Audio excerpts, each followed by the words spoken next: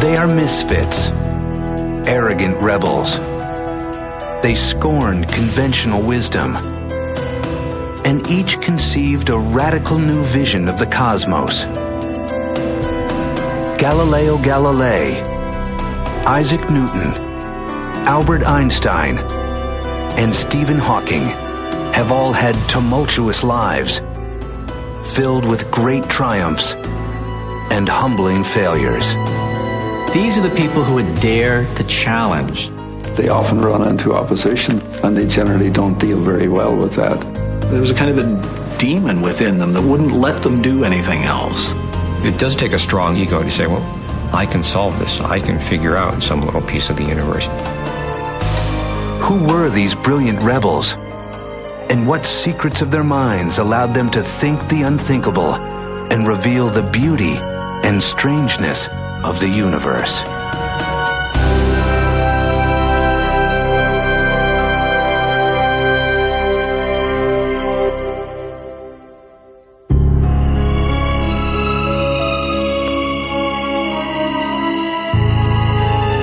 In 16th century Europe, life has a certainty that later generations can only envy.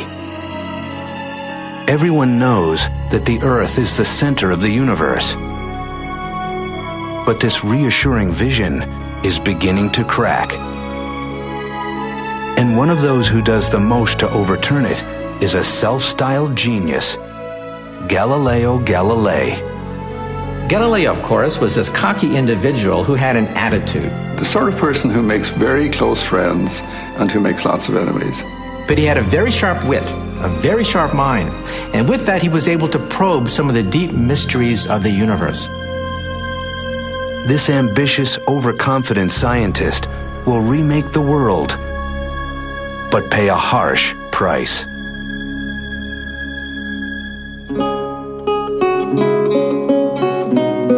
Galileo is born in 1564 in Pisa, Italy. His father, a lute player, is well known for rejecting convention to create a new form of musical harmony. Galileo inherits his father's rebelliousness. At age 25, he becomes a professor of mathematics at the University of Pisa. But he'll grow scornful of his colleagues, who are still teaching the scientific theories of the Greek philosopher Aristotle almost 2,000 years after his death. We forget the fact that before Galileo, there really was no science as we know it. According to the Aristotelian philosophy, for example, objects moved and came to rest not because of friction, but because they got tired. And objects fell to the ground not because of gravity, but because they longed to be united with the earth. To Galileo, such explanations seem absurd. These grand personages who set out to discover the great truth and never quite find it give me a pain, he later writes. They can't find it because they're always looking in the wrong place.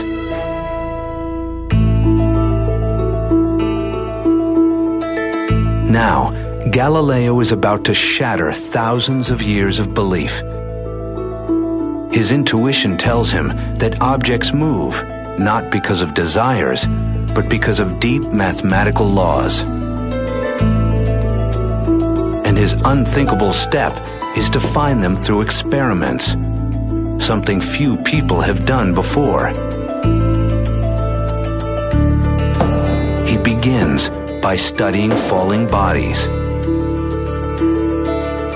Physicist Stephen Hawking.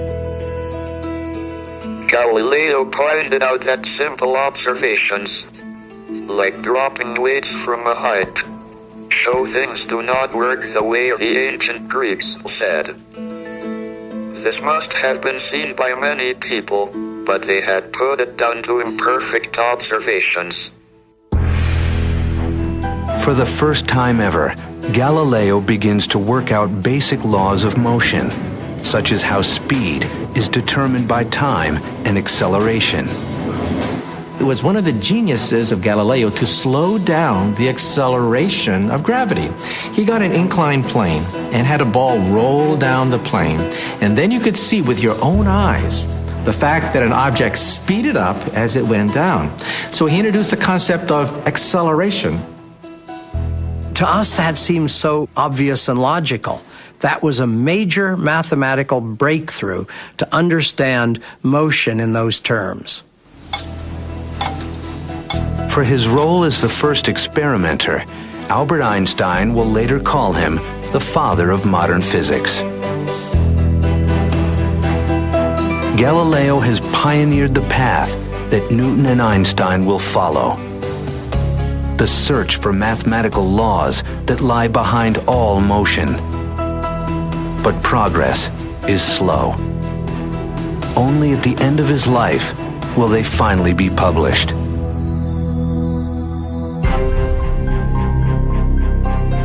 At age 45, Galileo is still a poorly paid mathematician.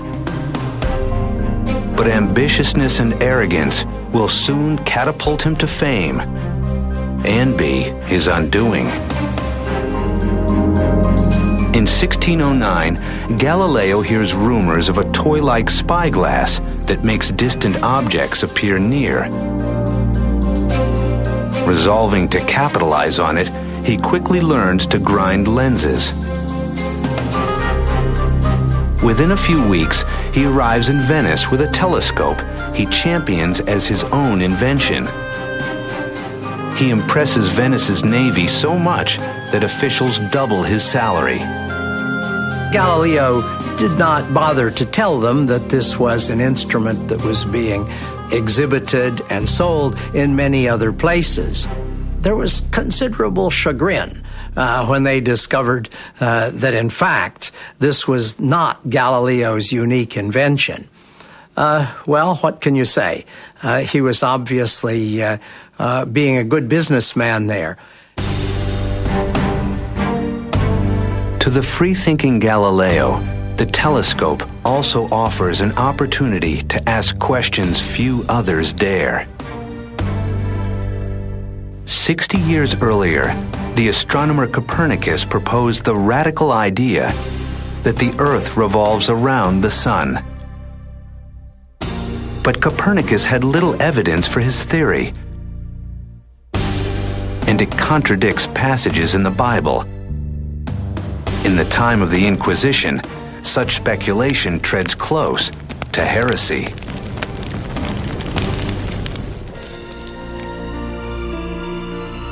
But Galileo is unfazed. He is the first astronomer to train a telescope on the heavens. And he sees the universe as never before. He was thrilled by the fact that this telescope is opening whole worlds. He draws pictures and diagrams, then he couldn't draw fast enough. Galileo works feverishly night after night, and he makes a startling find. He discovers 4 moons orbiting Jupiter. Galileo's evidence that not all objects orbit the Earth lends strong support to the theory that the Earth itself could revolve around the Sun. But contradicting the Bible is theological dynamite.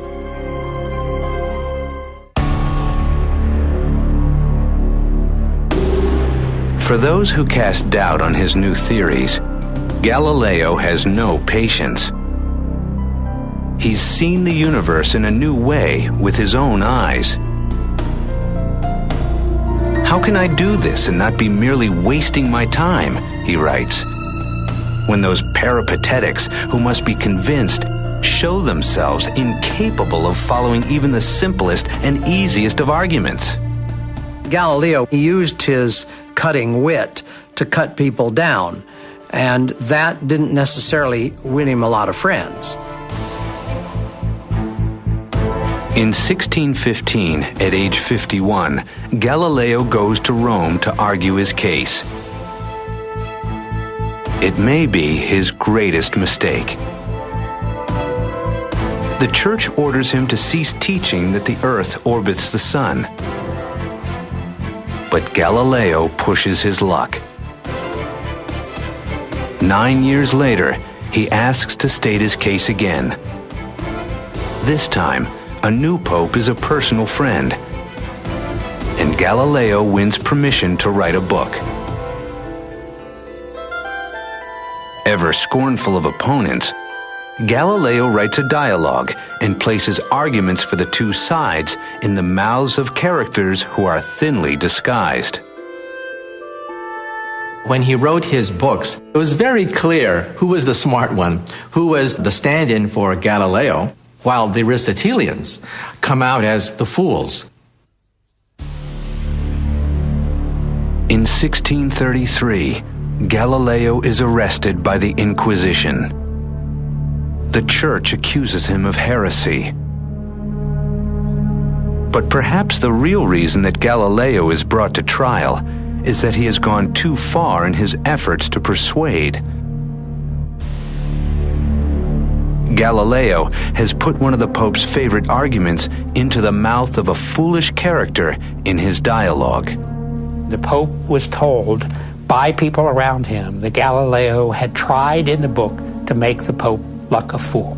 And it was his personal decision to prosecute Galileo to the hilt and have him in house arrest for the rest of his life. It was not really a church decision. It was the Pope's personal decision out of solid anger toward a friend. Galileo expects a simple compromise. Instead, he is threatened with torture. Bowing to the inevitable, he falls to his knees and recants.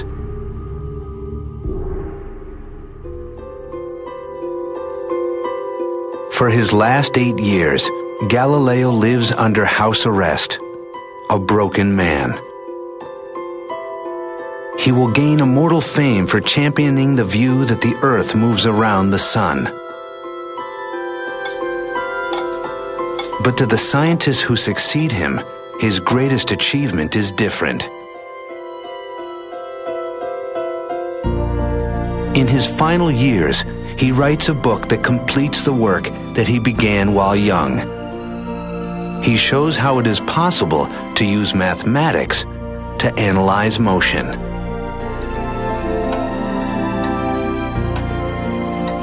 Ironically, the year Galileo dies, a boy is born 800 miles away who will bring Galileo's ideas to completion. He will also be one of the strangest scientists of all time.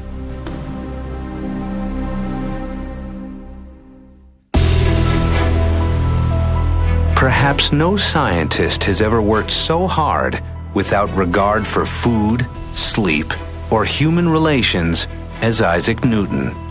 Isaac Newton was a much darker figure. He was a loner. He was pathologically incapable of small talk.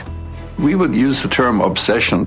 I would say he's the closest example I can think of someone who was consumed by his work. He may also be the greatest scientist of all time. When he is born, the physical world is barely understood. Yet by the time he dies, he's worked out the precise laws that describe all motion, from the fall of an apple to the orbits of planets. There just hasn't been another human being we know of quite like Newton.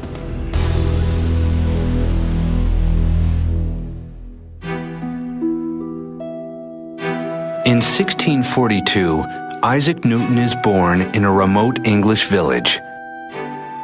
His childhood is an unhappy one. His father dies before he's born, and when he is just 3, his mother farms him out to a stern Puritan grandmother. When his mother remarried and left him with his grandmother, Newton felt betrayed and isolated, and I think he never quite got over that. He will later write that his childhood sins included threatening to burn his mother and stepfather in their house.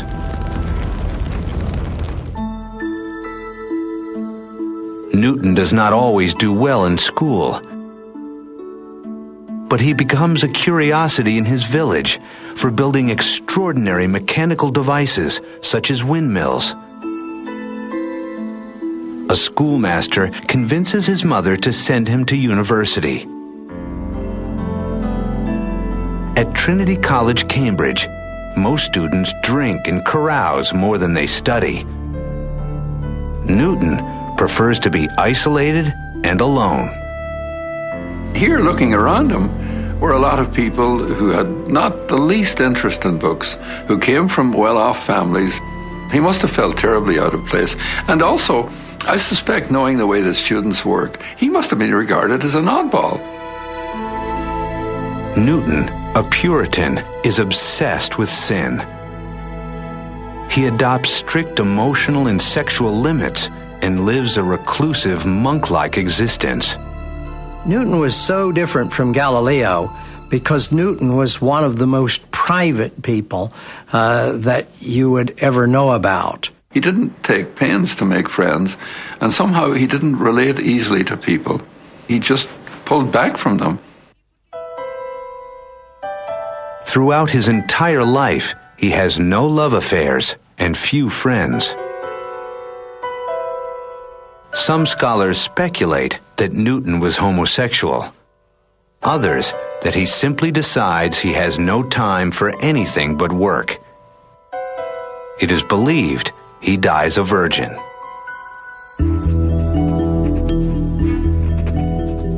In school, Newton pours all of his passion into his studies. Like Galileo, he's captivated by mathematics. He learns advanced math on his own. And then he begins to create a new mathematics to analyze motion. He invents calculus. Newton is fascinated by the way the sun rises and sets in an unbroken arc. Newton's brilliant insight was the fact that when objects move, they can be viewed incrementally, piece by piece, tiny little increments at a time. And when you add up this motion, you get beautiful spirals, you get ellipses, you get circles. And just remember that when Isaac Newton was scribbling down all his notes, he was creating calculus at the rate at which freshmen in college learn it. Had he told anyone, he would have been recognized as the greatest mathematician in Europe. But Newton keeps his discoveries to himself, preferring to work out the details alone.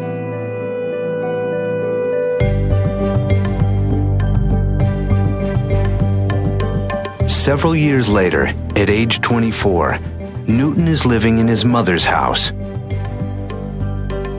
Here, he has an inspiration that will revolutionize all of physics. He will unlock the mystery of what makes the planets move. Isaac Newton viewed the world pictorially, geometrically.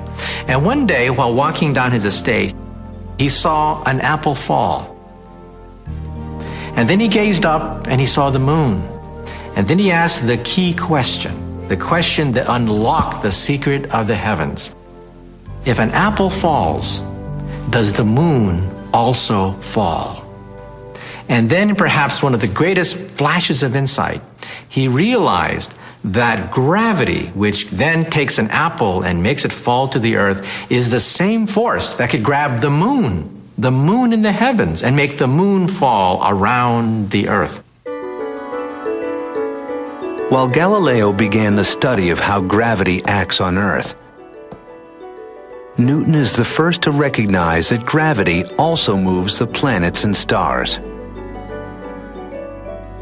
This was an absolutely world-shaking change. Newton essentially showed that the laws of the heavens were the same as the laws down here on Earth. But But when he tries to work out the details, the complex mathematics eludes him. He will keep his great breakthrough to himself for almost 20 years.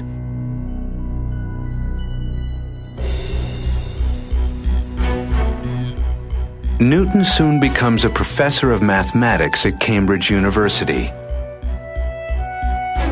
With few teaching responsibilities, he works on math and physics around the clock. His colleagues will soon recognize his brilliance, as well as his prickly and strange nature. In 1672, Newton's invention of a new telescope wins him admission to the Royal Society, England's association of greatest scientists. Flattered, Newton allows them to publish a brilliant paper on optics. But when the great physicist, Robert Hooke, erroneously challenges his theory, Newton flies into a rage and threatens to withdraw from the Royal Society. His reaction to criticism is almost always to carefully explain why what the other person has just said is out and out foolish. He was an extraordinarily fragile personality. As one of his biographers had said, his motto is rule or sulk, and he spent a lot of time sulking.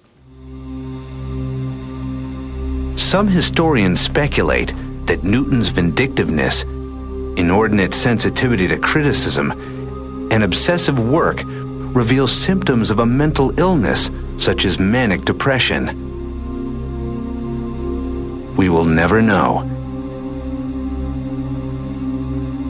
If he does have a mental illness, it does not slow him down.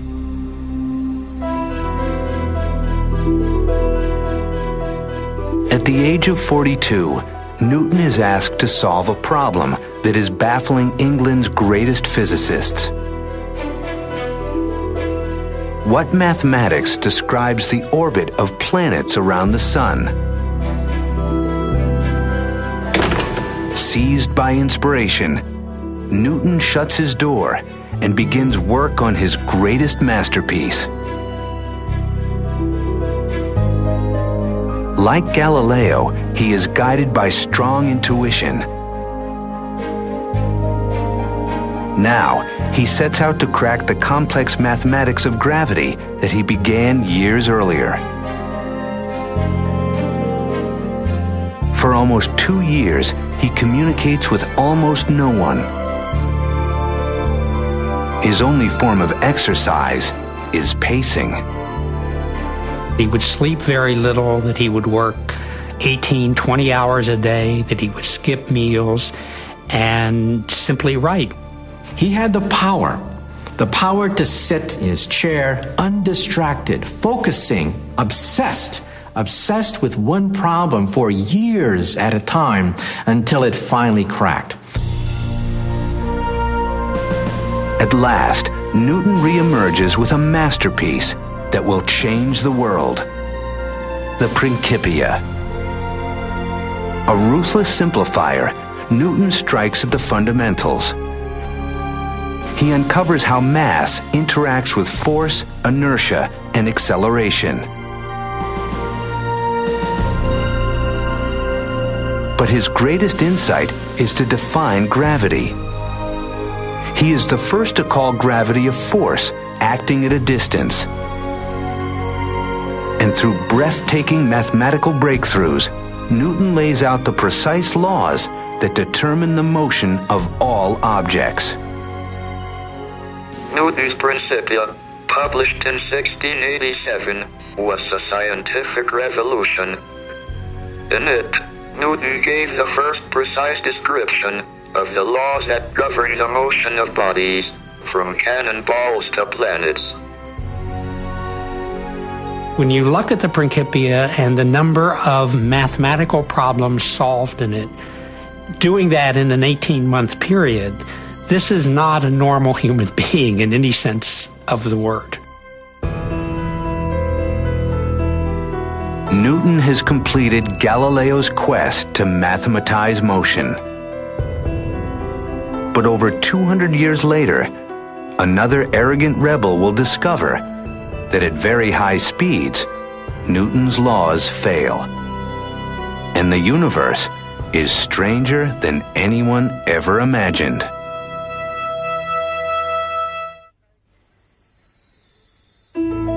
At the age of 16, Albert Einstein asks a simple question. What would happen if he ran as fast as a wave of light? Would the light wave appear to stand still? When he returns to this image less than 10 years later, he will revolutionize our understanding of space and time. He loved to imagine worlds that didn't exist. That was his power, the power that he could see things physically in a picture, things that other people couldn't see. The man who makes these breakthroughs is an absent-minded professor, a twinkle-eyed lover of humanity. But he's also selfish, has 2 failed marriages, and confesses himself an emotional failure.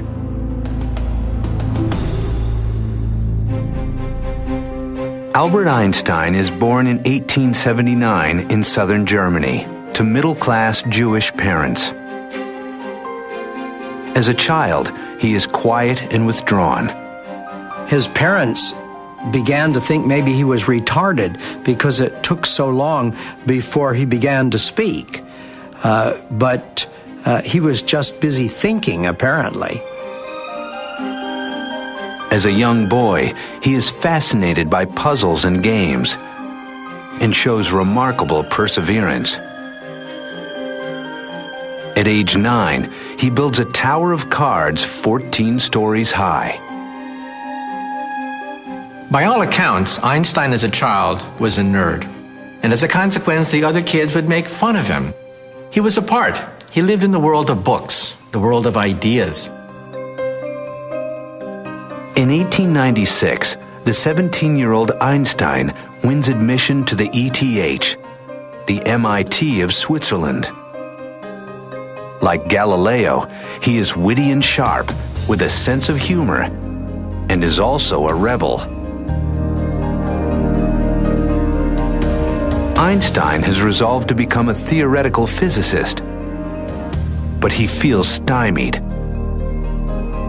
His physics professor, Herr Weber, has no interest in the latest cutting-edge theories of light and electricity.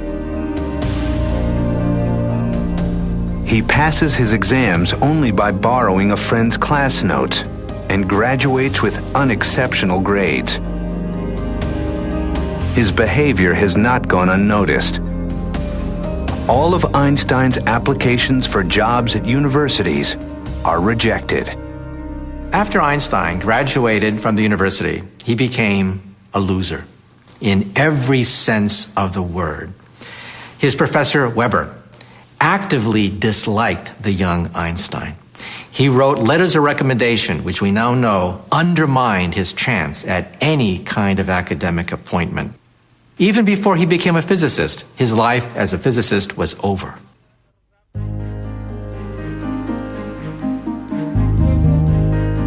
Two years after leaving university, Einstein finally finds a job as a clerk in a Swiss patent office.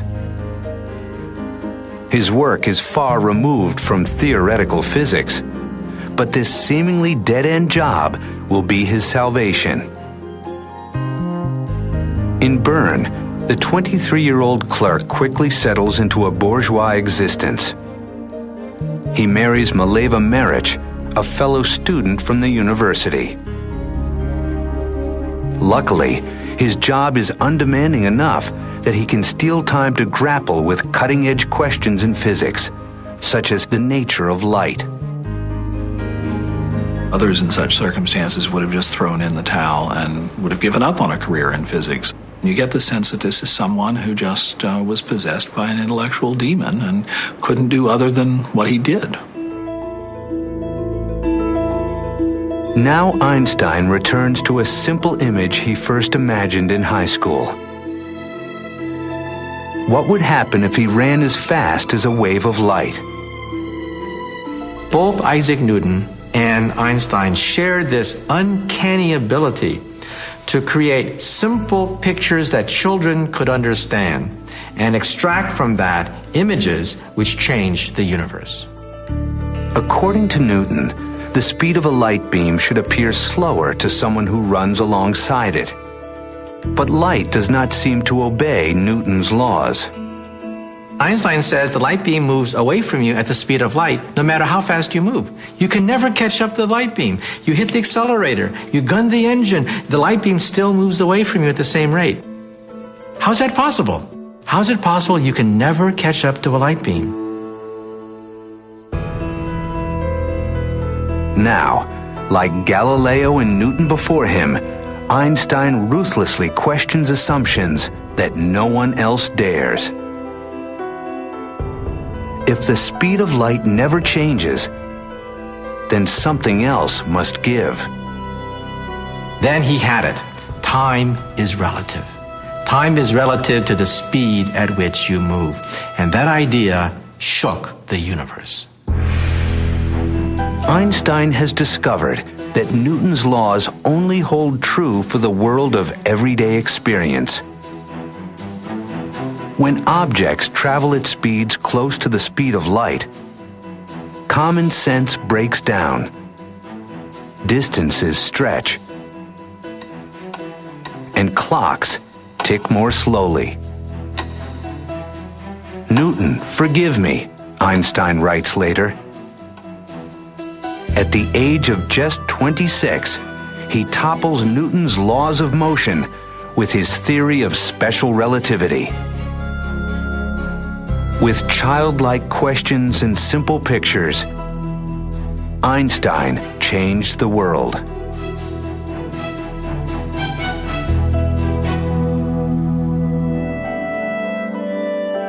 In 1907, Einstein turns to new scientific challenges. But newly published letters reveal a little-known personal side. As he creates his greatest work, he will withdraw within himself, and those closest to him will suffer. Einstein's wife, Mileva, was once a physics student who dreamed of her own scientific achievements. But now, as Einstein lectures and collaborates with others, Mileva hardly sees him. She fears she is losing both her husband and her dream. Then, in 1914, Mileva discovers that she has a romantic rival, Elsa Lowenthal, Einstein's cousin. Einstein's marriage falls apart. You know, I'd love to have a beer with Einstein, but I wouldn't introduce him to my sister. There was a sense where the rules didn't necessarily have to apply to him. Einstein will marry Elsa, who's willing to keep house for him with fewer expectations. He's given up on love in marriage. His science comes before all else. By age 35, Einstein is pursuing a goal many physicists believe is impossible. His intuition tells him that there must be a more general theory of relativity that also explains the force of gravity. Like Newton, Einstein is obsessed. For years, he grapples with mathematics of horrendous complexity, unsure whether he is on the right path or a fool's errand. He famously would worry a problem for years on end, almost like a dog with a bone. Wouldn't let go of the problem. When he was working out general relativity, he almost had a nervous breakdown. He would concentrate to the point that he lost an enormous amount of weight. He wouldn't eat. He focused on a problem the same way that Isaac Newton focused on a problem. At last, in the fall of 1915, Einstein realizes he's solved it. His great insight is so strange, even physicists will struggle to comprehend it. he proves mathematically that mass and energy curve space and time. A massive object like the sun warps space and time so much that a nearby planet moves in a curved path around it. To Newton, they appeared to be attracted by a force. But this is just an illusion. The same phenomena holds true on Earth.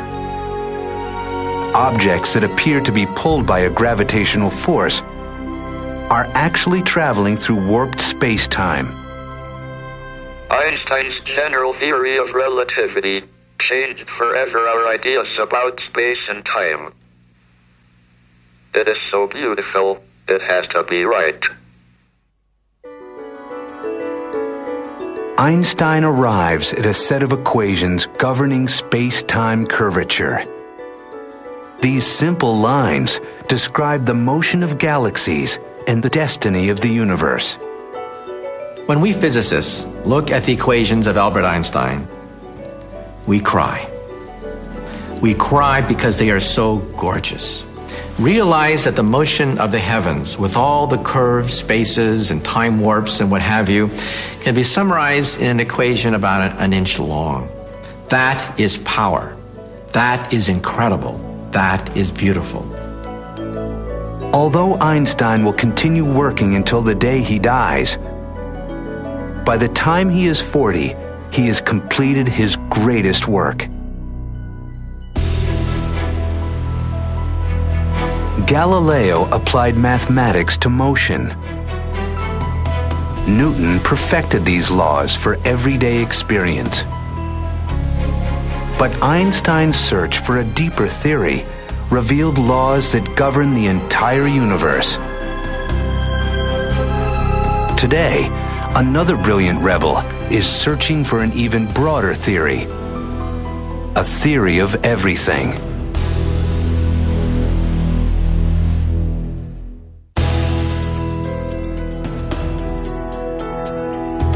No living scientist has shaken the foundations of physics like Galileo, Newton, or Einstein.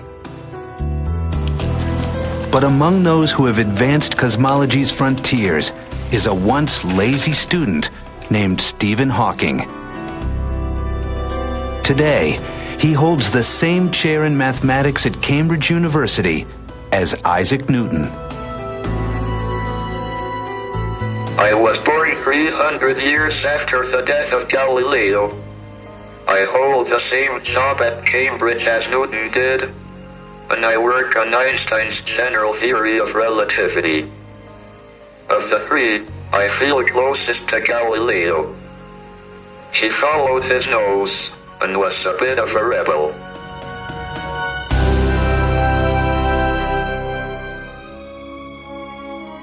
Stephen Hawking is born in 1942 in Oxford, England. Like Galileo, Newton, and Einstein, as a child, he is fascinated by how things work. Yet at Oxford University, Hawking hardly works at all. Instead, he relies on his extraordinary facility with mathematics to coast through. Hawking spends most of his time socializing and on the river with his rowing team. By all accounts, Stephen Hawking was not the kind of person destined for greatness. At college, Stephen was not the hardest of workers. Stephen himself says that in his entire undergraduate period at Oxford, he only worked about 1,000 hours, which is an hour a day or on average. Hawking is bored and apathetic. Nothing seems worth working for. Yet a tragedy is about to strike that will turn a bored intellect into a passionate mind. In 1962, Stephen Hawking has just begun to study cosmology as a graduate student at Cambridge University. But signs of illness are becoming too difficult to ignore. A slight speech impediment, difficulty pouring a beer. Doctors tell Hawking he has ALS, commonly known as Lou Gehrig's disease. The regions of his brain that control motion are wasting away. There is no cure. The 20-year-old student learns that his body will become paralyzed. His breathing muscles will eventually seize up, suffocating him. Doctors say he has just 2 years to live. Hawking falls into a deep depression. When Stephen was first diagnosed as being ill, he really didn't expect to live more than a year or two, and therefore there didn't seem much point in even completing a PhD. But inexplicably, his disease progresses more slowly than predicted. He meets Jane Wilde, the woman who will become his wife, and he finds a purpose. I dreamt that I was going to be executed, he writes. I suddenly realized that there are a lot of worthwhile things to do if I were reprieved.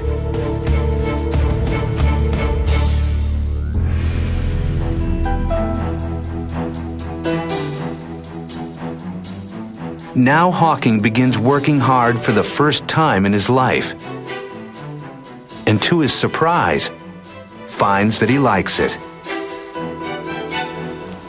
By the early 1970s, Stephen Hawking is a well-established cosmologist. He is also in a wheelchair. Yet he is remarkably stubborn. Nothing will keep him from living a normal life. He has children, he works intensely, and he is about to make a great breakthrough that will extend Einstein's theory in an unexpected direction.